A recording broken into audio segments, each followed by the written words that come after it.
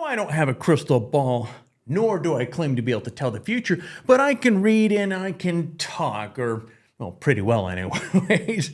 And that's all I need to be able to share some very exciting rumors about the future with you today. What are those rumors, you ask? Well, we're going to cover exciting lens news from Canon, very early rumors about the iPhone 16 and 17, and we'll close things off taking a look at the future of Panasonic, which includes not one, but two potential new cameras. So let's stop beating around the bush and get into today's episode of, hey, better late than never, I guess. Now, you may recall in the last edition of Photography Talk was all about Canon. Well, there's even more news to share about the company's direction in the coming year and beyond. Now, in addition to the rumored RF35 1.2 that we discussed last week, there's rumors that Canon have some budget-friendly full-frame lenses on the horizon as well. Now, apparently, Canon has designed 3 budget prime lenses. Now, this is going to include the 19mm, 18mm, and 15mm, all of which will have a maximum aperture of 2.8. Now, these lenses would sit alongside the already existing RF 16mm 2.8. Now, let's be real here. Canon isn't going to release all of these lenses, as having 4 lenses with such kind of proximity focal lengths to one another really doesn't make any sense. Now, my guess is that this 19mm is going to be more than likely, out of the 3, going to be the one that makes it to production. Now, given that this is a longer reach than the 60mm that's already on the market. However, Canon could surprise us and drop 2 or 3 of these to create a nice collection of very niche lenses. Now, all of which will likely be priced in the same area of the $249 price range that the RF 16mm 2.8 is. As always, bear in mind that a patent doesn't mean that a product will ever be produced. So I'll be keeping an eye on this, and I will let you know if further details are revealed. Now, it's only been a few months since the iPhone 15 was released, but that hasn't stopped the rumor mill from churning about the iPhone 16, which should be released in September of this year, and the iPhone 17, which will be released in September of 2025.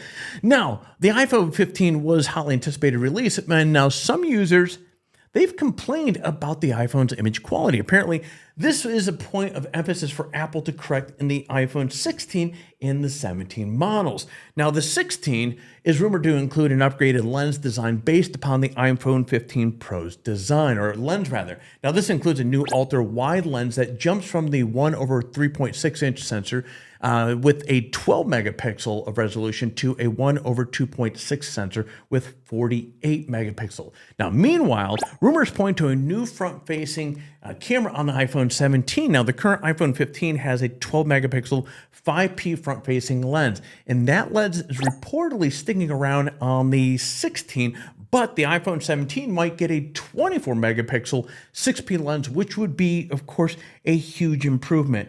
And to be quite frank, that was one of the things that when the iPhone 15 came out, I thought for sure they were going to make an upgrade to that front-facing lens, because in all reality, it's a phenomenal tool for film creators.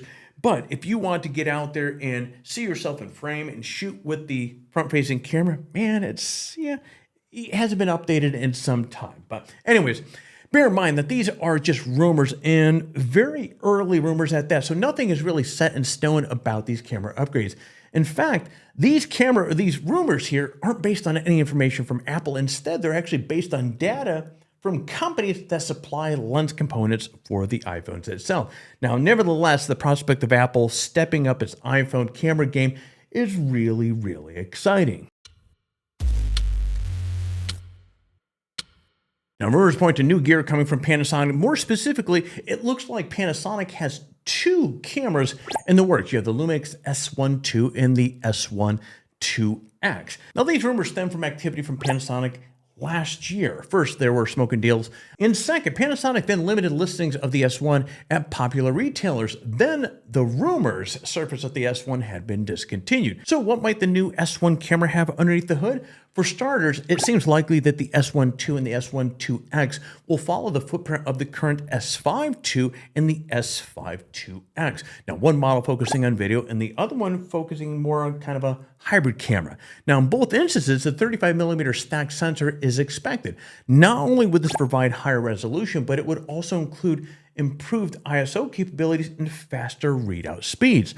Now, on the video front, performance in the range of 6K and 4K at 120 frames per second are expected, both of which will not be cropped. It also seems likely that both cameras will have improved autofocus, performance in body stabilization, and improved dynamic range as well.